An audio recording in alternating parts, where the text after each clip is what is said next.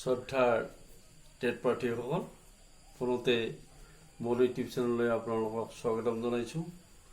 মই আজি আপোনালোকৰ লগত আলোচনা কৰিম পৰিমেয় শিক্ষা। এতিয়া পৰিমেয় শিক্ষাটো তাক বোলে প্ৰথম আমি জানিব লাগিব। পৰিমেয় সংখ্যা হ'ল যিবিলাক সংখ্যা P/Q আকৃতিত লিখা হয়, P/Q আকৃতিত লিখা হয়, আৰু P আৰু Q অখণ্ড সংখ্যা হয়, অখণ্ড সংখ্যা হয়, অখণ্ড সংখ্যা হয়। ইয়াৰ উপৰি Q not equal 0 হয়, অৰ্থাৎ Q not equal, Qটো কোনোদিন যাতে 0 নহয়। এইটো মনত ৰাখিব যে যিবিলাক সংখ্যা P/Q আৰ্হিত লিখা হয়, P আৰু Q অখণ্ড সংখ্যা হয়, কিন্তু Q not equal 0 হয়।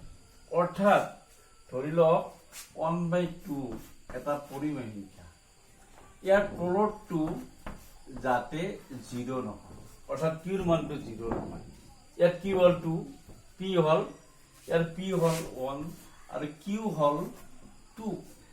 এই Qৰ মানটো যাতে 0 নহয়, আৰু অৰ্থাৎ 0টো এটা অনিৰ্ণয় সংখ্যা, 0ৰে কোনো সংখ্যাক কোনোদিন হৰণ কৰিব নোৱাৰি। ই এটা ভগ্নাংশ হ'ল, 1টো লগ 2টো হৰ, কিন্তু এই 0টো অনিৰ্ণয়, 0ৰে কোনো সংখ্যাক কোনোদিন হৰণ কৰিব নোৱাৰি, যিহেতুকে ই অনিৰ্ণয়। এইটো কথা মনত ৰাখিব। কিন্তু 0 যিকোনো সংখ্যাৰে, 1ৰে হওক বা 2ৰে হওক, যিকোনো সংখ্যাৰে হৰণ কৰিব পাৰি 0টো, এইটো মনত ৰাখিবা। কিন্তু ই এটা পৰিমেয় সংখ্যা হ'ব, 0টো 0/2 এটা পৰিমেয় সংখ্যা হ'ব, কাৰণ ইয়াক হৰণ কৰিব পাৰি। বা 2টো, অৰ্থাৎ 2 মানে কি? Q not equal 0 হৈছে, ইয়াত 0 দিয়া হোৱা নাই তলত, সেইকাৰণে Q not equal 0 মানে কি? Qৰ মানটো কোনোদিন 0 নহয়। গতিকে আপোনালোকে মনত ৰাখিব, যিবিলাক সংখ্যা P/Q আৰ্হিত লিখা হয়, P আৰু Q অখণ্ড সংখ্যা হয়, আৰু Q not equal 0 হয়, অৰ্থাৎ Qৰ মানটো 0 যাতে নহয়, সেইবিলাক সংখ্যাকে পৰিমেয় সংখ্যা বলে। এইটো মনত ৰাখিব। এতিয়া চাওক যে এইটো মই এই ৰেখা আঁকি লৈছো, আৰু এই ৰেখাডালত মই গোটেই অখণ্ড সংখ্যাবিলাক বহাইছো। অখণ্ড সংখ্যাৰ এটা আঁৰি দিছো যে প্ৰথম চেণ্টাৰ হিচাপে লোৱা হয় 0টো, কিন্তু ই ধনাত্মকো নহয় বা 0টো ঋণাত্মকো নহয়। তেতিয়াহ'লে ই কি সংখ্যা? ই পূৰ্ণ সংখ্যা যদিও, কিন্তু 0টো এটা নিৰপেক্ষ সংখ্যা। ই ধনাত্মকো নহয়, ই ঋণাত্মকো নহয় 0টো। এতিয়া 0টো চেণ্টাৰ হিচাপে লোৱা হয়, ইয়াৰ কেন্দ্ৰ হিচাপে লোৱা হয় সংখ্যা ৰেখাত। এই 0ৰ পৰা সমদূৰত সোঁফালে ধনাত্মক সংখ্যাবিলাক লিখা হয়, আৰু 0ৰ পৰা সমান দূৰত ঋণাত্মক সংখ্যাবিলাক লিখা হয়। মই যোৱাকালি কৈছো যে আটাইতকৈ সৰু ধনাত্মক সংখ্যাটো হ'ল 1, আৰু আটাইতকৈ ডাঙৰ ঋণাত্মক অখণ্ড সংখ্যাটো হ'ল -1। এইটো মনত ৰাখিব। এতিয়া চাওক, মই পৰিমেয় সংখ্যাৰ বিষয়ে হয়তো আপোনালোকৰ লগত আলোচনাত উপনীত হৈছো যে পৰিমেয় সংখ্যা, এইকেইটা সংখ্যা পৰিমেয় সংখ্যা হ'বনে? এই অখণ্ড সংখ্যাকেইটাই চাওক, আমি 0ৰ পৰা আৰম্ভ কৰিছো।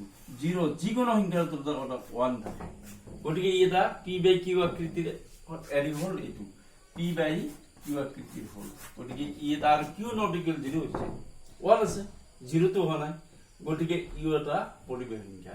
ঠিক তেনেধৰণে 1ৰ তলত এটা 1 আছে, ইও P/Q আকৃতিৰ হ'ল, গতিকে ই এটা পৰিমেয় সংখ্যা।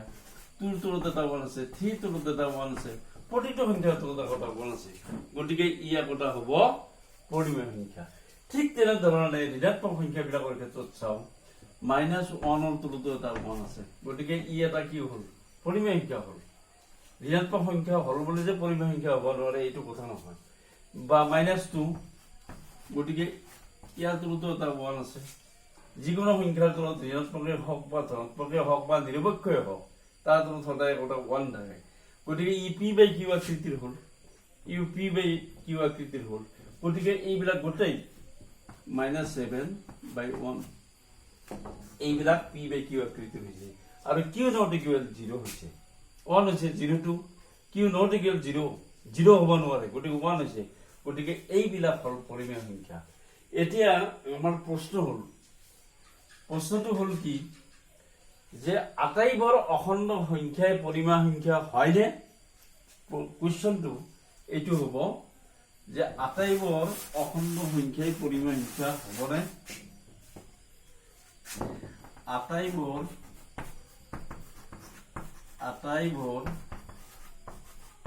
বা সকলো বুলি দিছো যে সকলো অখণ্ড সংখ্যাই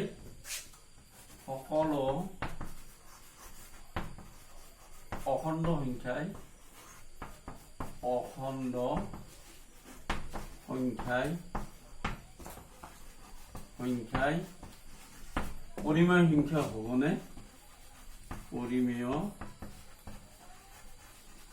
সংখ্যা হ'বনে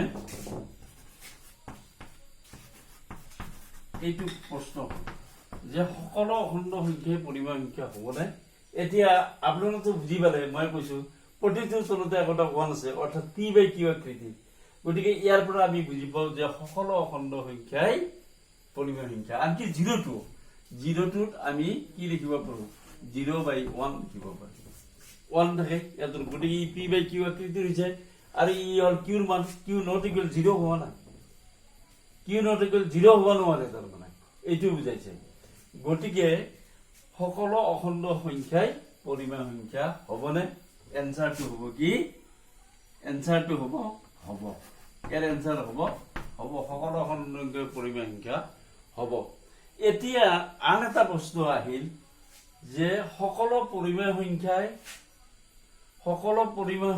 অখণ্ড সংখ্যা হ'বনে এতিয়া দ্বিতীয়টো প্ৰশ্ন যে সকলো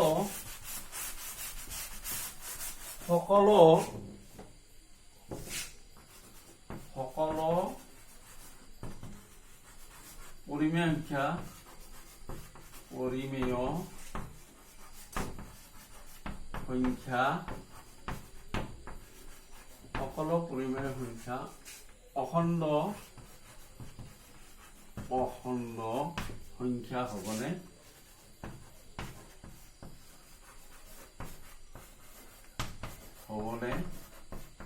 ইয়াৰ এনসাৰটো কি হ'ব যে সকলো পৰিমেয় সংখ্যা অখণ্ড সংখ্যা হ'বনে ধৰি লওক p/q আকৃতি সেই সংখ্যাবিলাক হ'ল আৰু q not equal 0 সেই সংখ্যাবিলাক হ'ল পৰিমেয় সংখ্যা এতিয়া যদি মই লিখো 4/2 ই এটা অখণ্ড সংখ্যা হ'বনে হ'ব কেনেকৈ হ'ব 2d যদি 4 হৰণ কৰো 2 বা 6/3 ইয়াৰ এনসাৰটো কি হ'ব 3 দুগুণে 6 হৰণ কৰিলে গতিকে এইবিলাক পৰিমেয় সংখ্যা হ'ব কিন্তু যদি আমি এনেকৈ লিখো 3/2 তাহলে 2টো এটা অখণ্ড সংখ্যা ইয়াত আছে না 2টো আছে গতিকে ঠিক তেনেধৰণে ধৰি লওক 60 যদি 4 ৰে হৰণ কৰো 4 গুণ 16 4টো এটা অখণ্ড সংখ্যা বা -1 দি যদি কৰো তেতিয়া -1 হ'ব ইয়াতে গতিকে এইবিলাক হয়তো পৰিমেয় সংখ্যা হ'ব কিন্তু 3/2 লিখিলো তেতিয়া ইয়াৰ কি আহিব পইণ্টত আহিব জানো ইয়াক হৰণ কৰিলে 3 যদি 2d হৰণ কৰো 2 1 গুণ 2 কি দেখিলে 3 2 1 এই পইণ্ট আহিব 2 5 গুণ 10 1.5 ইয়াৰ এনসাৰ হ'ব 1.5 বুলি এই অখণ্ড সংখ্যাত আছে নেকি কৰবাত চাওক 1.5 বুলি তো অখণ্ড সংখ্যাত কোনো নাই হয়তো 0 আছে ধনাত্মক সংখ্যা 1 ৰ পৰা এনেধৰণে যিমান পাৰে সিমান আছে বা -1 -2 -3 এনেকুৱা আছে কিন্তু 1.5 আছে নেকি গতিকে সকলো এইটো কিন্তু পৰিমেয় সংখ্যা 3/2 p/q আকৃতি আৰু কিউ নট ইকুৱেল 0 ইয়াত 0 হোৱা নাই কিন্তু পৰিমেয় সংখ্যা কিন্তু ই অখণ্ড সংখ্যা নহয় গতিকে সকলো পৰিমেয় সংখ্যা অখণ্ড সংখ্যা নহয় বা 7/5 7/5 তেটো ই পইণ্টৰ তললৈ যাব গতিকে এইবিলাক পৰিমেয় সংখ্যা নহয় পইণ্টৰ তললৈ গতিকে এটি মনত ৰাখিব সকলো পৰিমেয় সংখ্যা অখণ্ড সংখ্যা নহয় এনসারটো হ'ব নহয় কিছুমান হয় কিন্তু সকলো নহয় কিন্তু সকলো অখণ্ড সংখ্যা পৰিমেয় সংখ্যা হ'ব এটোটো মই প্ৰমাণটো দি দিলো আপোনালোকক প্ৰতিটোৰ তলতে 1 1 আছে গতিকে ছটাৰ টেট প্ৰাৰ্থীসকল আপোনালোকে যদি এই পৰিমেয় সংখ্যাটো ভিডিঅ'টো চাই হয়তো বুজি পাইছে বা ভাল পাইছে তেতিয়াহ'লে এই ভিডিঅ'টো লাইক কৰিব আৰু মোৰ ইউটিউব চেনেলটো সাবস্ক্ৰাইব কৰিব সামৰিছোঁ ধন্যবাদ।